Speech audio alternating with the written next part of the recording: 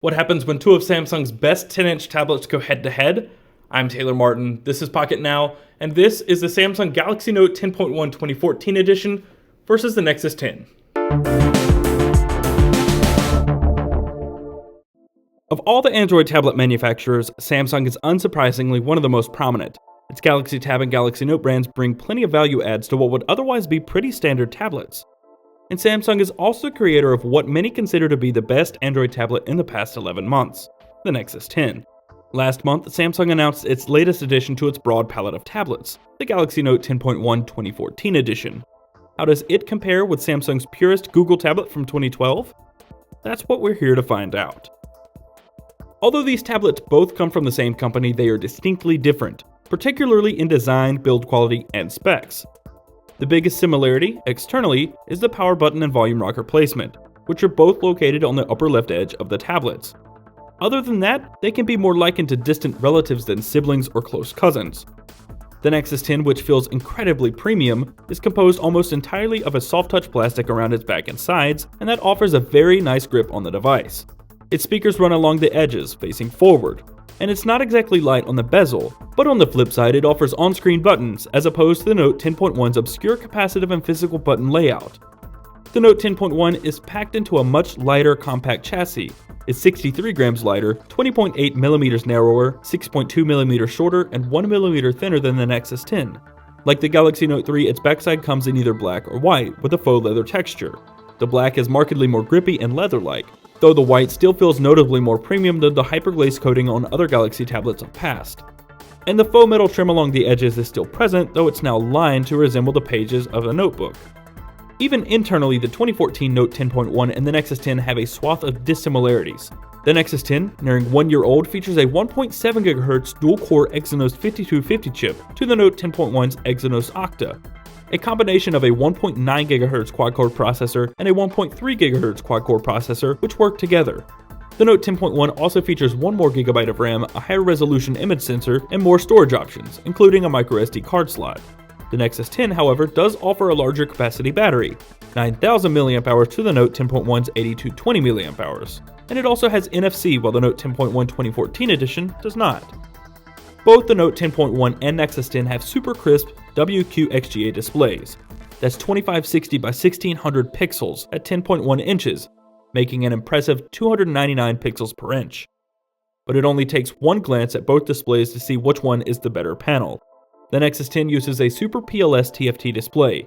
The new Note 10.1 uses a super clear LCD panel, and the differences are rather obvious. Both panels are incredibly sharp, bright, and offer very wide viewing angles. However, the super clear LCD panel in the Note 10.1 has much more vibrant colors, better contrast, and deeper blacks. Finally, the digitizer. The Nexus 10 only accepts capacitive input. But the Note 10.1, as you would expect, comes with a Wacom digitizer for incredibly accurate S Pen input, something which couldn't be more fitting on a device this size. As much as we love the feeling of the Nexus 10 in the hands, we have to give the hardware edge to the Note 10.1. It packs significantly better specifications in a smaller, lighter package. The software side of things is where these two tablets take two significantly different routes. The Nexus 10 comes with the latest version of Android aboard, in its absolute purest form. It ships with bone stock Android 4.3 and all the tablet optimizations available, such as the separated notification and quick toggle shades. It also has support for multiple user profiles as well as restricted access. The Note 10.1 may also come with Android 4.3, but it's buried beneath Samsung's own bloated software, TouchWiz. We have a love-hate relationship with TouchWiz. It brings tons of value proposition, especially to the Note brand, but it also comes with a ton of bloatware which often hinders performance. The S Pen, for starters, comes with its own suite of software. Air Command is launched when you remove the S Pen from its integrated slot, found on the upper right corner of the device, or you can hold the button on the S Pen and hover it just over the display. Air Command has 5 quick launch options: Action Memo, Scrapbooker, ScreenWrite, S-Finder, and Pen Window. Each of these features are unique to the Note series and are truly useful features for any larger device. TouchWiz also comes with the infinitely handy multi-window feature, which allows 2 applications to run side by side. You can drag and drop text between 2 open applications, resize them, swap them around, and you can even open a pen window atop the 2 running applications, making the Note 10.1 one of the most performance and productivity-focused Android tablets to date. Many different TouchWiz features appear on the Note 10.1 as well.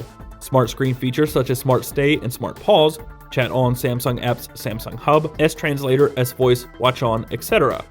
And there is some preloaded bloatware worth mentioning as well. Sketchbook for Galaxy, Polaris, Office 5, Evernote, Flipboard, and Twitter, which is the official Twitter client with actual tablet support, exclusive to this specific Samsung tablet. However, we cannot begin to wrap our heads around one single fact about the Note 10.1. Considering Samsung has gone the extra mile to make sure users get the full effect of the 10-inch display, it's unacceptable that Samsung still has not optimized the notification shade for tablets. It's full screen, meaning the notifications unnecessarily take up the entire width of the display.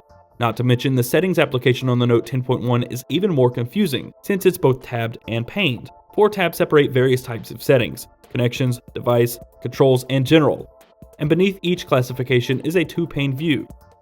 For ease of use and looks, the Nexus 10 takes the cake in software, but thanks to the tablet-optimized features such as multi-window and air command, the Note 10.1 actually has the upper hand.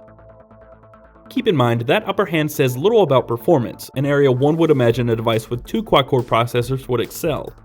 The Note 10.1, however, has trouble keeping up with the intense multitasking, such as multi-window, constantly stuttering and dropping frame rates. It seems the over-encumbered TouchWiz software is more than enough to counteract the performance-improving effects of Project Butter. Although powered by a less powerful chipset, the Nexus 10 seems to perform noticeably more smoothly in day-to-day operation. That said, it's not capable of quite as extensive multitasking as the Note 10.1, so it's a trade-off of sorts. The Note 10.1 does seem to catch up after a few minutes of dealing with stutters and jitters, but honestly, that sort of thing is unacceptable on a device this powerful. If you're the type who cares about benchmarks, their respective scores should be a stern testament to how poorly optimized TouchWiz is for performance. However, thanks to the Exynos Octa, the Note 10.1 is noticeably better for gaming. For a device geared towards media consumption, the speaker performance can't be understated. Thankfully, both tablets have loud and crisp speakers. The Nexus 10 speaker setup, however, is notably better. The speakers are less tinny and they're also forward-facing, and effectively impossible to accidentally cover up.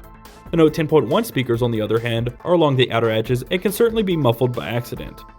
Battery performance is also a place the Nexus 10 seems to soar. The Nexus 10 employs a 33.75 watt-hour battery, which tends to perform exceptionally well on standby, only dropping a couple of percent per day. In use, the battery drains at a fairly respectable rate, considering the size and resolution of the display. It will only need to be charged every few days, depending on usage. The Note 10.1 is not quite as favorable in standby, dropping upwards of 10% over a span of 24 hours, but its 31 watt-hour battery will offer similar battery performance while in use. Though since you're capable of doing far more with a tablet at once, you may very well be able to eat through your entire charge more quickly. Stay tuned for a more in-depth look at the Note 10.1's battery performance in the full review. Finally, camera performance. If you're so inclined to take pictures with a 10-inch device, look no further than the Note 10.1. Its 8-megapixel camera isn't the greatest around. Seriously, your 2-year-old smartphone can probably take better pictures. But of these two, there's really no comparison. In favorable lighting conditions, both will take fairly balanced photos.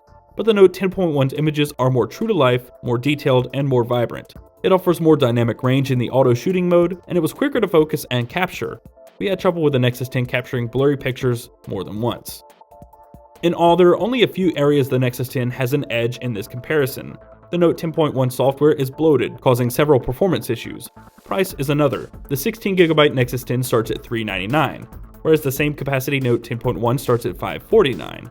Of these two, which tablet would you choose? If this were the Snapdragon variant of the Note 10.1, it would be a no-brainer.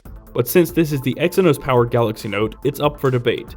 At the end of the day, as much as we're drawn towards the cheaper price point, purely stock Android experience, and the more reliable performance of the Nexus 10, the S Pen and the multitasking features of the Note 10.1 make up for the intermittent lag and stutters. When the Note 10.1 is running like it should, there's nothing else out there quite like it. We just wish Samsung would give the Wi-Fi Note 10.1 some Snapdragon love too. That's all for now. If you enjoyed the video, let us know by clicking the thumbs up button below and subscribing to the channel to see more videos like this one, as well as more Galaxy Note 10.1 coverage over the next week. Find us on Twitter, Facebook, and Google Plus at Pocketnow. You can find me on Twitter at CasperTech. I'm Taylor Martin, and I will see you next time.